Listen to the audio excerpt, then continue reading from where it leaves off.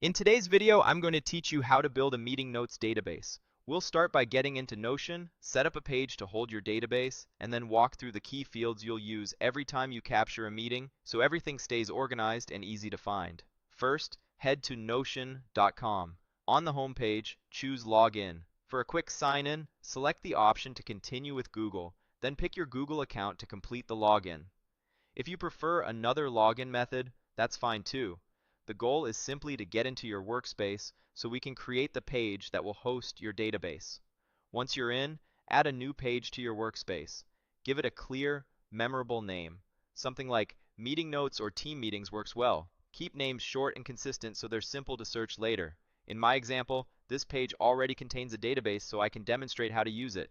The database includes the core fields we'll rely on: meeting title, date, project, attendees, meeting type, status, action items, and notes.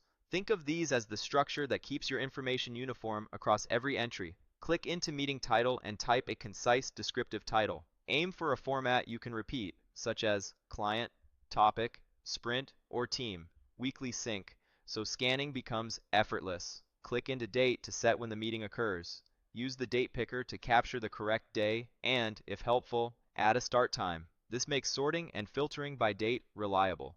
Click Project to associate the meeting with the initiative or area it supports. Keeping project names consistent across entries helps you quickly pull up a project's entire meeting history. Click Attendees to list who joined. Add people you regularly meet with or type names so you have a record of who was in the room. This is handy when you need to confirm decisions later.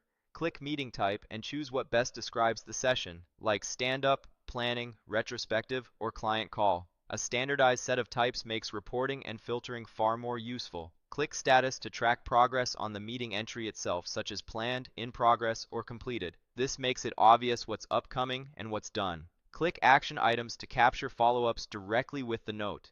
Keep each item clear, with an owner and a due date if you know it. That way, nothing falls through the cracks. Finally, click Notes to document the agenda, key decisions, and context. Write in short, scannable sections so future you can get the gist in seconds. That's it. With this structure in place, every meeting is consistently logged, easy to search, and ready for follow-up.